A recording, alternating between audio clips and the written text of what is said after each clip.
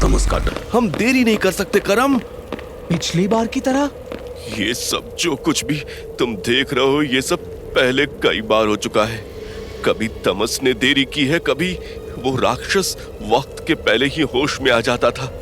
हम हर बार अपने जीत से बस कुछ ही कदम दूर होते थे कि तभी दामिनी का शरीर जिंदा हो जाता और मेरी सारी याद मिट जाती। मगर तुम्हें ये कैसे याद कि तुम यहाँ पहले भी कई बार आ चुके हो? करम केशव की बात पर हल्का सा मुस्कुराता है, फिर उसे अपने कुर्ते में से एक कागज निकाल कर देता है। मुझे इतना तो मालूम है कि मैं आम जिंदगी नहीं जी रहा। बस जब मुझे इस बात का एहसास हुआ, मैंने हर दिन को लिखना चालू कर दिया था। कम से कम हर उस दिन का जिक्र तो मैं जरूर करता था जब जब दामिनी के अंदर का शैतान मुझे चोट पहुंचाता था, मुझे अपने शिकंजे में बांधे रखने की कोशिश करता था। केशव के चेहरे पर परेशानी और डर साफ झलक रहा था। वो बस करम को सहारा देते हुए आगे बढ़ने लगा। तमस उनके पीछे पीछे एक ग्रंथों का पहाड़ अपनी पीठ पर लिए चला आ रहा था। जल्दी करो तमस, वक्त बहुत कम है। 12 बजते ही दामिनी का शरीर वापस से भरने लगेगा और हम सब भूल जाएंगे। दामिनी की कब्र अब बस कुछ ही दूर थी। तमस, करम और केशव जल्दी जल्दी उस कब्र तक सारे ग्रंथों को लिए पहुंचने की कोशिश कर रहे थे। ये ऊंट, ये तो वही ऊंट है जिसपे मैं अपने घर को निकला था।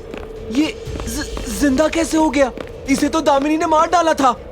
बस चुपचाप बढ़ते रहो केशव, इन सब पे ध्यान मत दो। क्या ये सब भ्रम है? मगर ब्रह्म शक्ति तो अब हमारे पास है। ये पूरी हवेली एक भ्रम है।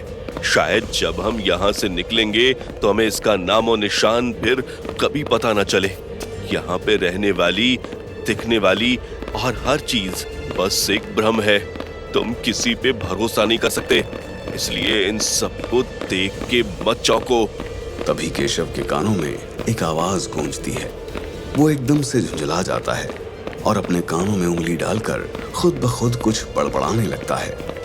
भैया, भैया। नहीं, ये सब बस मेरे मन का वहम है।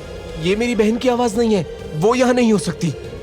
केशव खुद में बड़बड़ा ही रहा होता है कि उसे अपने सामने एक लड़की की आकृति उभरते हुए दिखती है।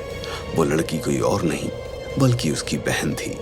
नहीं, तुम मेरी बहन नहीं हो। तुम मेरी बहन नहीं हो सकती। भैया, भैया, मुझे बचा लो भैया, मुझे बचा लो भैया। क्या हुआ तुमको? तुम ठीक हो ना?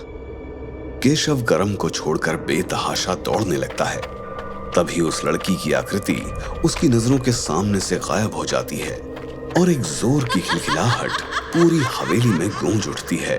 केशव, वापस आओ, कहाँ भागे जा रहे हो? मेरी बहन मुझे आवाज दे रही थी, अभी तो यही थी। केशव, ये सब एक धोखा है। बेवकूफी मत करो। तुम्हारी एक बेवकूफी हमारे सारे किए कराए पर पानी फेर देगी। धोखा? भ्रम? मैं पागल हो जाऊंगा। मुझे बचा लो, हे भगवान, मुझे रास्ता दिखा। ये लो, तुम इन मंत्रों का उच्चारण करो। परेशान मत हो, जल्द ही हम आजाद होंगे। करम और केशव अपनी बातों में इतने मशगूल हो गए थे कि उन्हें मालूम ही नहीं पड़ा कि तमस कहाँ है। तमस कहाँ है? वो तो हमारे पीछे पीछे आ रहा था ना? नहीं, फिर से एक बार नहीं, ऐसा नहीं हो सकता। करम और केशव हवेली के पिछले हिस्से में पहुंच चुके थे। कुछ देर पहले तमस भी उनके पीछे ही आता दिख रहा था।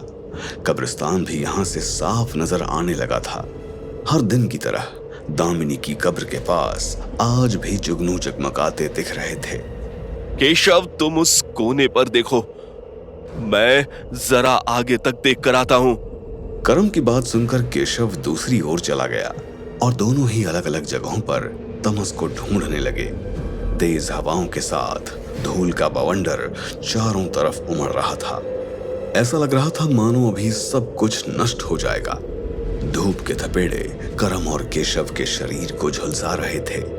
गर्मी बढ़ती ही जा रही थी। दोनों की हालत प्यास और थकान के मारे बुरी हो चुकी थी। फिर भी दोनों अपनी पूरी शक्ति से तमस को ढूंढ रहे थे। तभी करम को एक धीमी सी गुर्राने की आवाज मिली। ये कैसी आवाज है? वो आवाज सुनते ही करम घबरा गया था। उसने केशव को मदद के लिए जोर से पुकारा।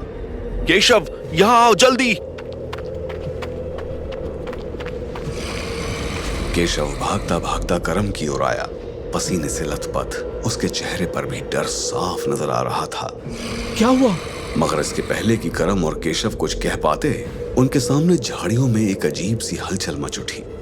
और उसके बाद जो उनके सामने था, वो देखते ही उनके होश उड़ गए। उनके सामने वही राक्षस खड़ा था, खून से सना हुआ, और उसके जबड़ों में थी तमस की लाश। उसके शरीर के चीथड़े उड़ चुके थे। शायद हमने फिर से देर कर दी। नहीं नहीं। करम अपने घुटने टेक कर उस राक्षस के आगे सर झुकाए बैठ चुका था, मानो उसने फिर से हार मान ली हो। उठो करम, हम ऐसे हार नहीं मान सकते। केशव को इतना मालूम था कि तमस ने मरने के पहले इस राक्षस को कमजोर करने की पूरी कोशिश जरूर की होगी। केशव ये सोचते हुए वहां जमीन पर बिखरे ग्रंथों को जल्दी जल्दी उठाने लगा। मुझे यहाँ से निकलना है, बस हो गया। अब चाहे कोई मेरे साथ आए या ना आए। तभी केशव ने देखा कि राक्षस अपना जबड़ा फाड़े बस करम को अपने अंदर समाने ही वाला था। केशव के माथे पर पसीने की बूंदें उभरने लगी। वो तेज तेज मंत्रों का उच्चारण करने लगा। बचाओ खुद को केशव, पीछे मत देखो। मगर केशव करम को यूं उस राक्षस के मुंह में छोड़कर नहीं जा सकता था। वो मंत्रों का उच्चारण करते हुए उन ग्रंथों को दामिनी की कब्र के पास जल्दी जल्दी ले जाने लगा। केशव ने मन में ठान लिया था कि वो अब इस हवेली में और नहीं टिकेगा। उसे हर हाल में यहाँ से आजादी चाहिए थी। वो कब्र के पास पहुंचते ही जल्दी जल्दी कब्र की खुदाई करने लगा। मगर उसने जैसे ही खुदाई चालू की, दामिनी और दमयंती राजरानी की कब्र के पास मंडराने वाले जुगनुओं के झुंड ने उसे चारों तरफ से घेर लिया और उस पर हमला करने लगे। केशव, रुक जाओ केशव। केशव के कानों में करम की आवाज गूंजी, मगर उसने खुदाई नहीं रोकी। कुछ ही पलों में दमयंती की कब्र पूरी तरह से खुद चुकी थी, और कब्र खुदते ही जो केशव के सामने आया वो चौंका देने वाला था। दूसरी तरफ से करम की आने वाली आवाज शांत हो चुकी थी। चारों तरफ सन्नाटा था। करम और दमयंती?